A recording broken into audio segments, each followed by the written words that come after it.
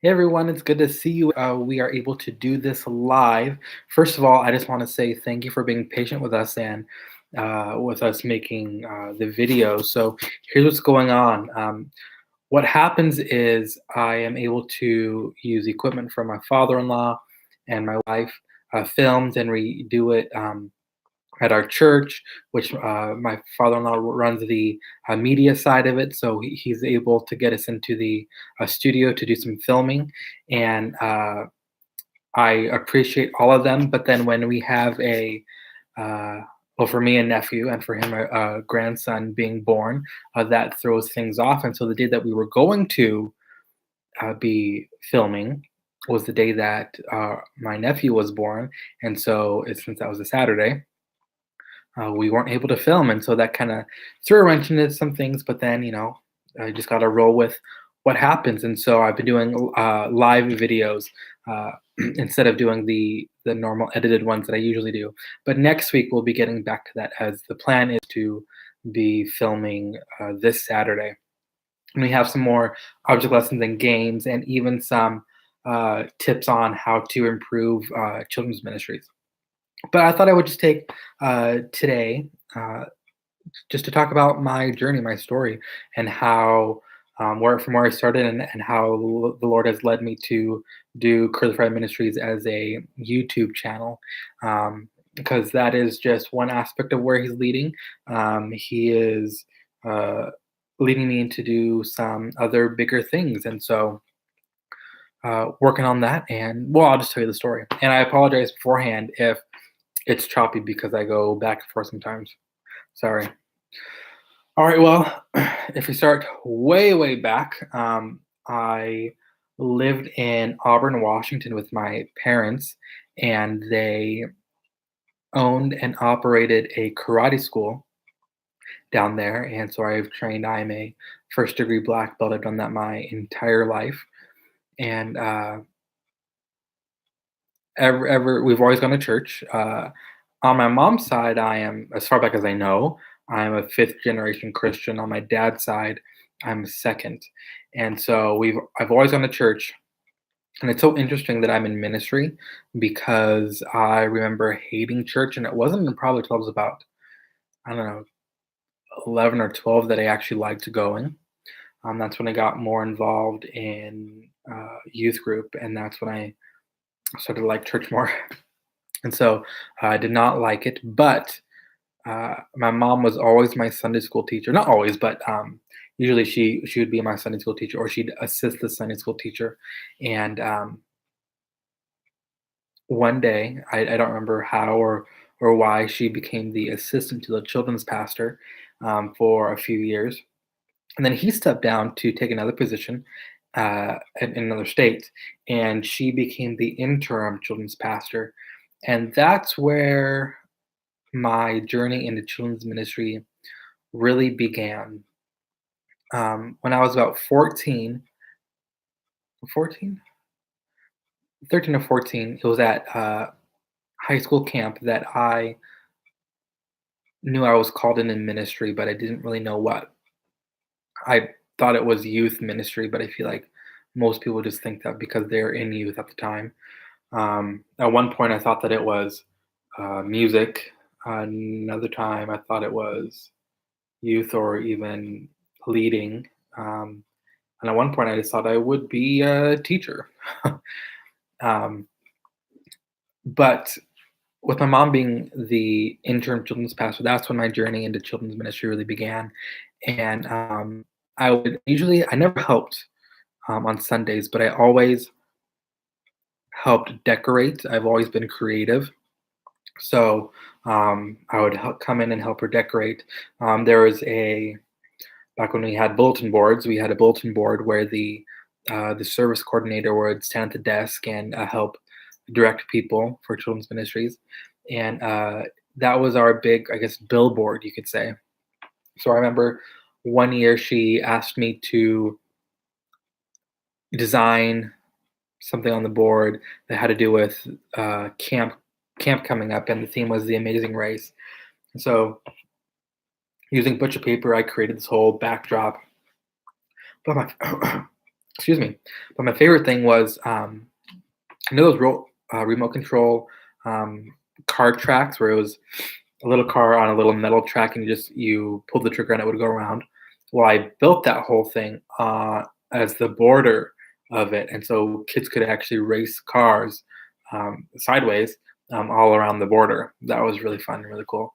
Um, and so I would design things for the events all the time. Um, I don't remember if I got time out of school to go do that or not, but I remember being there during the weekend. I would do it, and it was a lot of fun. And then we had moved to another church. She had gotten a children's pastor's position at a larger church, and she was specifically in charge of K to second grade. And there was one executive children's pastor, and then four under her, one for early childhood, preschool, early elementary, and older elementary. And so one day, my mom needed somebody to run sound for her because the guy was stepping down. And so, what I would call it was voluntold. I wasn't, I mean, yes, I agreed to do it, but I would run sound for her. But I was a horrible volunteer because I would fall asleep at the soundboard. Uh, yeah, that was bad. And still didn't love children's ministries. In fact, I remember saying, I will not be a children's pastor. It's not going to happen. And I'm going to tell you now, never say never, especially with the Lord, because I said never to that, and that's what I am. And so now I'm very careful on what I say never to, or what to tell God, or what I tell God that I don't want to do, because He'll laugh and be like, "Well, that's actually where I called you." And so while she was there in that position, she needed to revamp some old curriculum. This was back in 2007, 2008, 2007, and the curriculum was over 20 years old. The content was really good, but the applications and everything else was just dated because it was from the 80s and 90s. So she wanted me to somehow help revamp it. And so I took the content and I just created something totally different. Um, the children's ministries at the time was called Kid Zone. So I just held this curriculum Kid Zone, wrote scripts, rewrote the lessons, added games, or revamped the games, and that's where it really started. That's when I realized, oh, children's ministries is where the Lord actually wants me to be. And so, ever since that day, I was involved in children's ministry, and I wrote children's ministry curriculum. I have written over probably by now 40 different curriculums, um, and I love it. And so uh, that's part of where the Lord is leading me now. Is writing more curriculum, but that's going to come in a little bit. But let me continue with the story. So there, oh my goodness, it was so much fun. My favorite thing was to write and put on live skits for the kids. And one year, we did a conference for. Well, it was the church did a conference, and then it was called Vision. And so then the uh, elementary got together from K to sixth grade and put on what we called Kids Vision. And that is when we would put on literally musical type uh, scenes so that um, it was fun and interactive for the kids. And so one year we did, well, actually, the first year I was in charge of, we did Kid Zone musical. So it was just a whole thing based off of High School Musical at the time because the third movie had just come out. And the main lesson was discovering your God-given gifts, and that was a lot of fun to do. It was lip sync, so it wasn't anything super special. But then the next year we did Stomp, and so it was based off, the storyline was based off of Lion King, but we added a bunch of percussion music, and we performed it live. That was amazing. And that curriculum is all about letting the Lord work through you.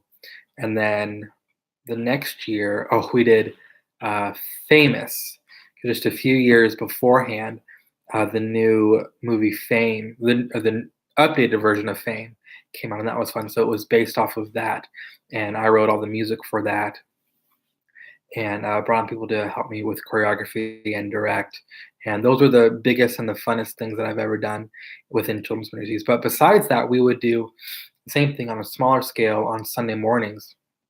Usually what would happen is, like, for 1 month we would do a canned curriculum where, from Kidmo or High Voltage, Elevate, things like that. And because that would give me the time to write stuff for the next month, because one of our goals was to write our own curriculum, and so that was literally my job. And while I was there, I was given the the position. It was totally a volunteer position of the creative arts director, and worked side by side with my mom. Eventually, the older elementary pastor resigned, and my mom kind of stepped into the role of doing both for a time. And it was funny because then I got to lead the younger, she led the older, and then we would plan it so that skits, we would do the same skits for younger and older, but they would be staggered so we could actually do it. And that was a lot of fun too. So that's where that's how I got into children's ministries, really, is writing curriculum. And I love it, and I'm doing more. In fact, I'm revamping some of the curriculum I've even just talked to you about.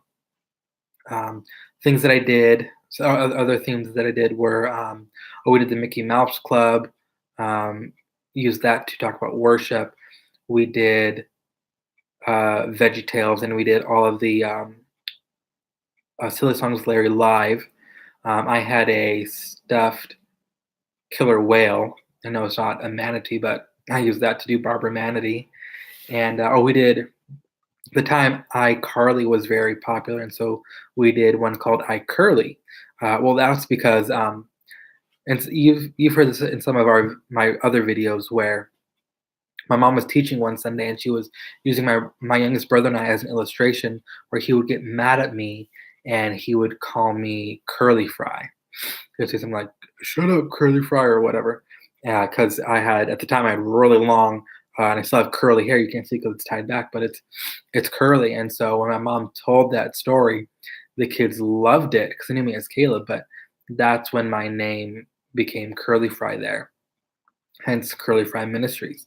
It was born because of that. And so for 3 years, I was called Curly Fry. Excuse me. And kids that I still see today who are now teenagers and almost graduated from high school still call me Curly Fry. They'll see me, and I get messages from their parents all the time, because with Facebook now, the old memories pop up, and so it's fun to see what happened and to talk to them again. But so that's where Curly Fry came from. So I was waiting for a position to open up in the children's ministry there, but it never was going to happen. I was going to take something drastic to make it happen, and just wasn't willing to do that. So I put my name in with the Assemblies of God, because that's what I grew up in. That's where my mom was the interim pastor at a Assemblies of God church, and so that's what I knew. And so we reached out to the network, and my resume was sent out to a few places, and I got hired at a church in West Seattle, and I was there for 7.5 years. I was there from I believe it was September 2011 until just recently. I resigned my last day was in April of this year, of 2018. And there I learned a lot of things. One, because it was fun just to be the head of the children's ministry. And it was a smaller church, so I wasn't able to do as much as I would have loved to do. Never really got to do write or do the, do the live skits. that we would do in children's ministries, but I wrote my own curriculum. I did. It was right when the Avengers: Age of Ultron movie was coming out. I did an Avengers curriculum where every week we focused on one of the Avengers. One of my favorites was, my favorite superhero is Captain America, and so used him and talked about how the Lord is our shield, just like Captain America uses a shield. Another one we used Thor, talking about idols and how people worship all these idols. They worship thunder, which Thor is the god of thunder, and that whole lesson was about how awesome God is. Where there's these people who worship thunder, but yet we worship the God who created thunder. So that was fun to do. Um, I did VBS there. I For some reason I had an aversion to VBS, and I tried to do my own VBS, and it never panned out. And finally, one year, I just said, you know what, I'm gonna do it the way they tell you to do it, and it was so successful. It was crazy. So one suggestion, advice I give you is don't always try to reinvent the wheel. There are tried and true ministry programs out there, and just use them. And then once you get used to them, then you can start to tweak them. One of the things that I did that I could tweak was Awana. While I was at Westwood, I brought Awana to the church. Amazing scripture memory program, and it's a program. I'm gonna tell you, it's a program that you're gonna feel like you're gonna go to all these meetings and try to learn as much as you can, and you're gonna feel like you don't know everything. You're gonna feel like there's more you have to learn. And the truth is, there's not. What they tell you is straightforward. And so I did Awana for a couple of years the way that they told me, and then I was able to tweak it later on because I could see how it actually worked, and I could see, oh, I think for us in the city that we're in, this would work a little bit better. And you can add competitions and you can add more events that way. But I suggest, if you're going to do anything for the first time, do it the way that they say it, and then start to tweak it.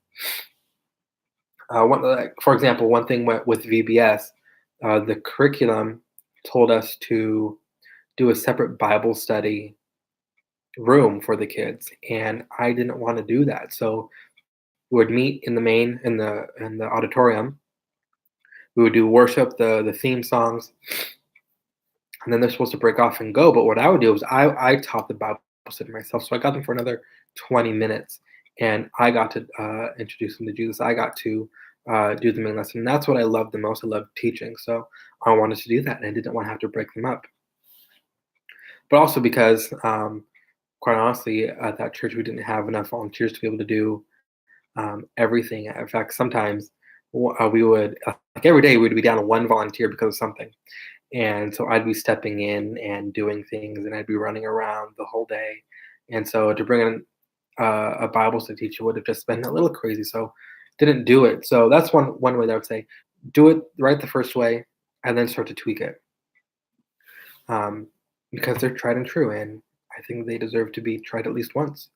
Um, and so there, um, I got a little bit more responsibility than just a children's pastor. At one point, our what is it? The office manager, the receptionist, essentially, resigned. She got married, and she moved away. And I was really good at was I am really good at uh, graphic design, and so I was in charge of all of the printouts and the graphics that would go on social media. Anything that was usually slides too. I would do the background slides for the series. Um, and during this time was actually when I met my wife. Back in It was 2012, the summer of 2012. We hired a new youth pastor, and he was recently married, and him and I became really good friends. And they approached me one day and said, "Hey, we have one of my wife's sisters is single, and we'd like you guys to meet." And They said it to her too, and we both, for 1 year, told them no, we weren't going to do that. Finally, we just started hanging out, uh, their siblings, them and me, and long story short, that's when met my wife, Michaela, who runs all of the sound and visual equipment while we're recording, and she does some of my graphics for me. And yeah, we started dating in 2014, I believe. She had just come back from, I think it was March. Yeah, March 2014. And less than a year later, we were engaged, and we were married in August of 2005. And then at the end of 2006, sorry, no, 15, August 2015, and then August to the end of 2016, we had our first child, baby girl Michaelin, and then we recently had a little boy, Freeman, back in on August 4th of 2018. And so that's how we met, and that's where we are now. But earlier this year, well, it was actually back in August, no, not August, sorry, October of 2007. The Lord had told me that it was time for me to move on. Or he gave me the options. You can stay where you are, or you can begin to look somewhere. I was continuing to pray about it, and the option was still open. So I just said, well, let's start looking around to see what else the Lord has. Um, and well, because I was at the church in West Seattle for 7.5 years.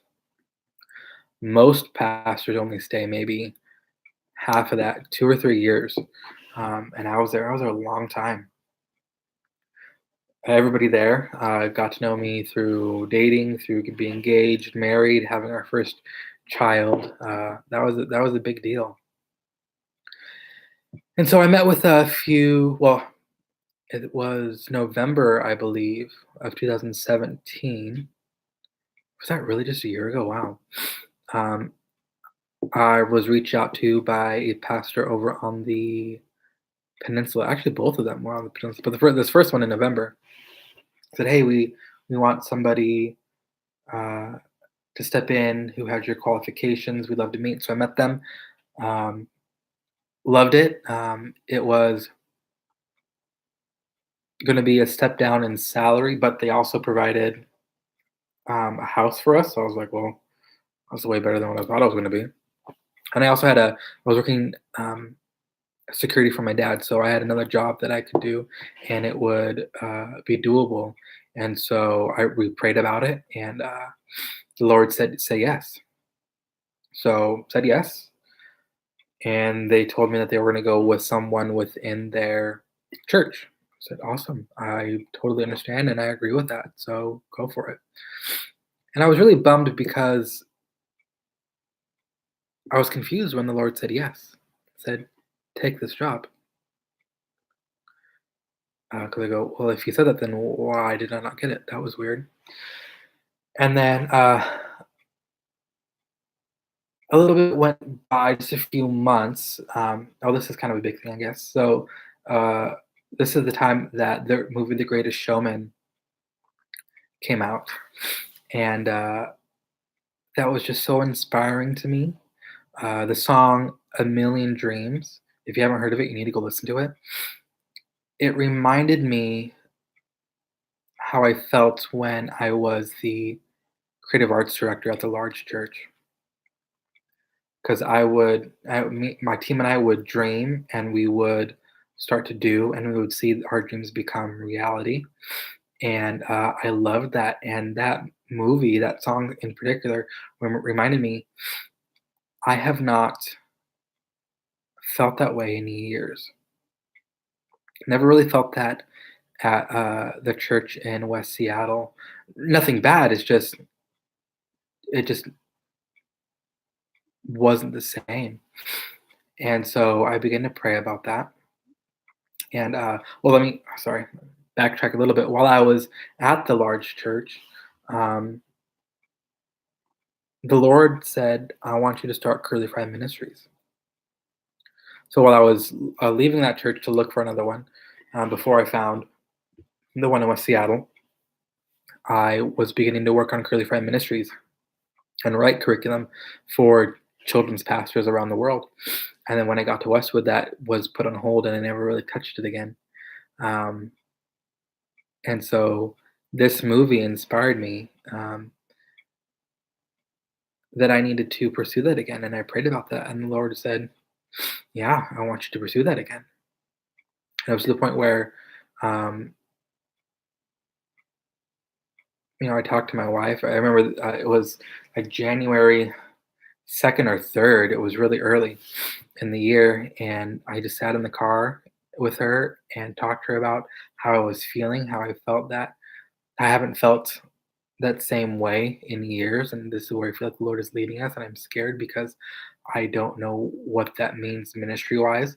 I don't know what that means job-wise. I don't know what that means living situation-wise. Where is this going to take us? And I was just crying to her, saying, "This is really something I feel like the Lord is telling us to do, to take the next step." And she was all for it. And so I began to look for just a regular job, period. Didn't have to be in ministry. And so during that time, I had received an email from a pastor in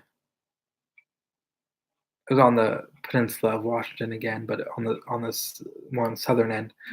And we had many phone calls, and it was going well. And we met and interviewed, and that seemed to be going well.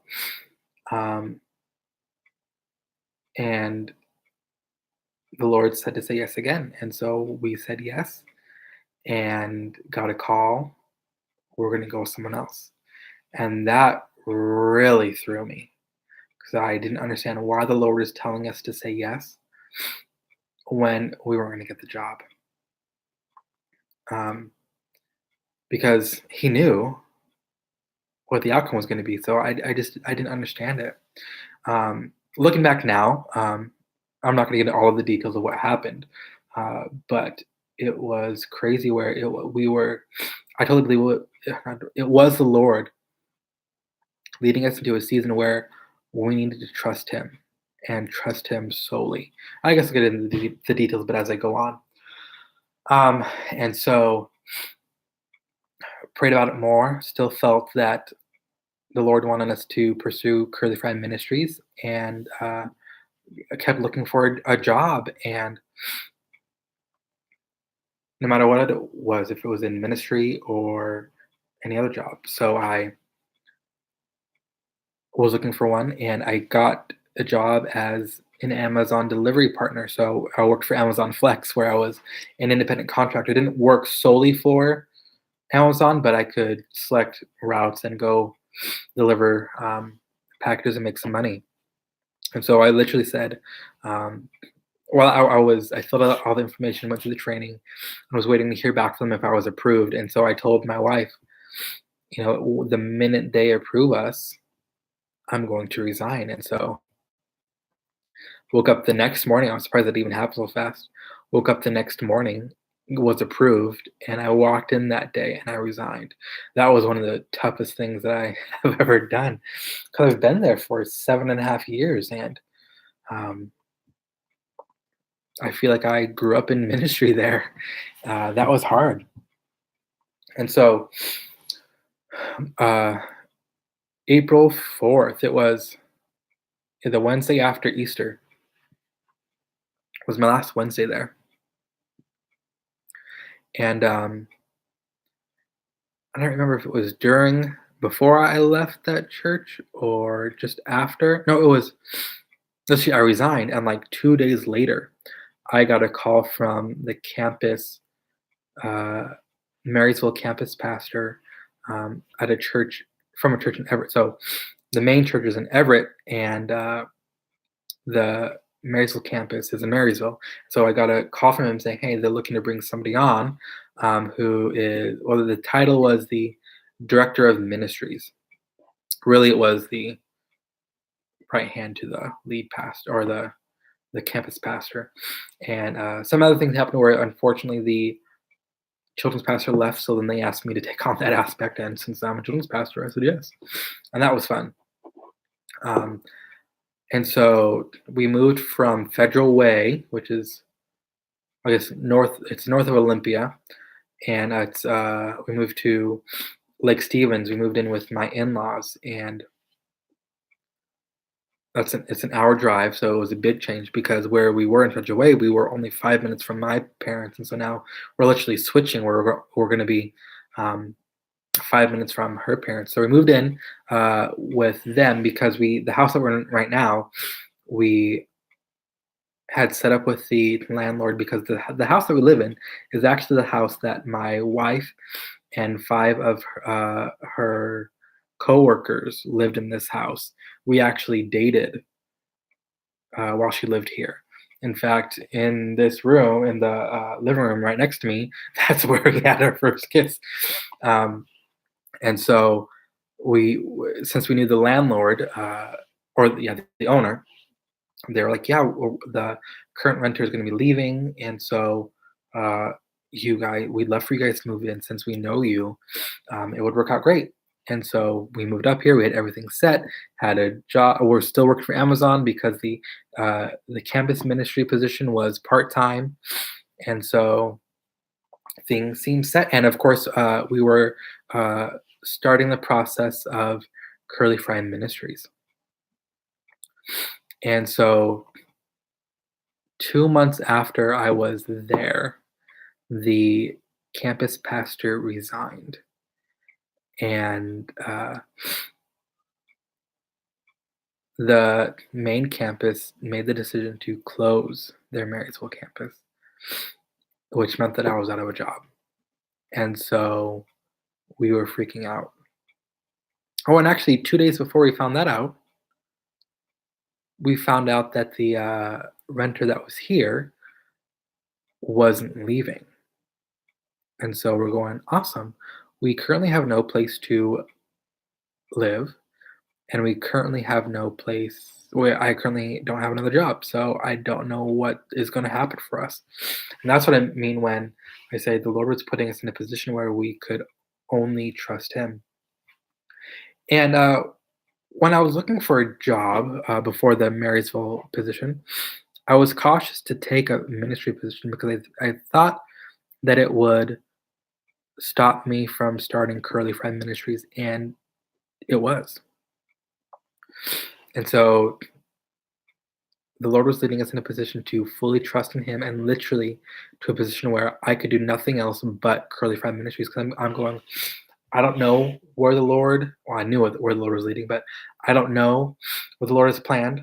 I don't know what He wants me to do. I don't understand this, but I know that He wants me to do Curly Fry Ministries. So it was the day we got back from vacation in July of 2018, this year, that I sat down. And for the next month, I planned out the videos I was going to do, the content, and I started writing scripts.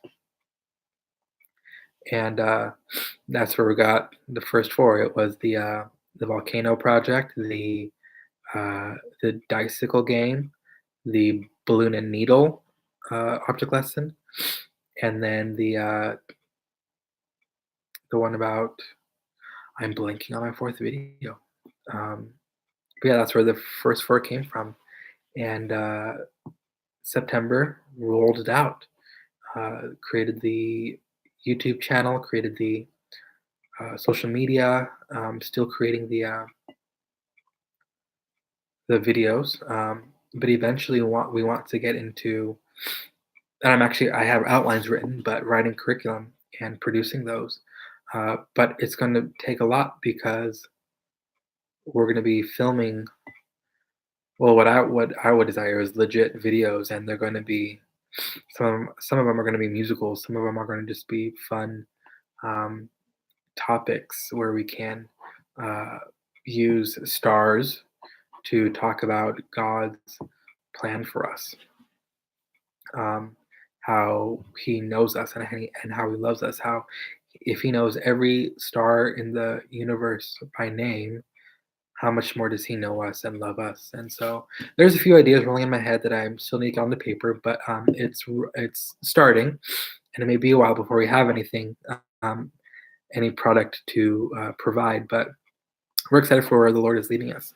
And so just to kind of finish off uh, the story, so the campus pastor um, got a job at a pest control company, and one day called me up and said, "Hey, they're looking for another technician, and if you're interested, uh, send in your resume, put in your application." So I did, and I got that job.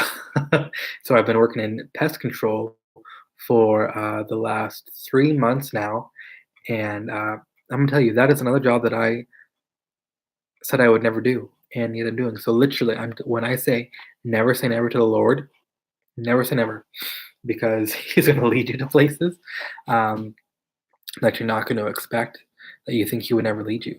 And one of my wife's cousins said this um, to the family. They were making a big move, and going to move to Arizona.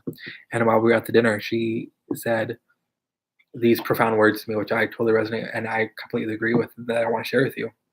She said, "This is not exact, so it's along the lines of, we think we know when the Lord tells us what He has planned for us. We think we know what it's going to look like, but then when it happens, it's completely different than what we thought it was going to look like. But yet He still makes it happen." And so that's what I want to share with you. My life journey, even just within the last year, how crazy it's been. Finally getting into this house, getting a job, and feeling grounded. Um,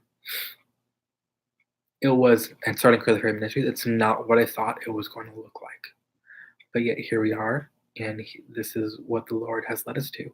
So if you are a children's pastor looking to move, I hope this encourages you. Um, don't be afraid to step out of ministry, because that is one way that you can be an example of spreading the gospel, just not in church, but in actual real life too. Uh, our life is a ministry. Everything is a ministry. We have the opportunity to reach out to people all the time. It doesn't have to be in a church to do it. It can be anywhere. Um, and if you are feeling stuck, I encourage you to pray and seek, and don't be afraid to step out and do new things, because it can be scary. I'm not gonna lie. When I said that, when this whole thing was going on, and I felt like I lost my job and I didn't know where we were going to live, I had words with God. I did not understand what He was doing, and He wasn't shutting me out, but He wasn't answering my prayers. But that's because He was saying, "You need to trust me." And so, even if it looks like you have no idea what's going on, the Lord really does have a plan, and He's going to see you through it. Um, so, yeah, if you have any thoughts, comments, or questions, you can always comment below. You can email us anytime at curlyfry@gmail.com. I'd love to hear from you.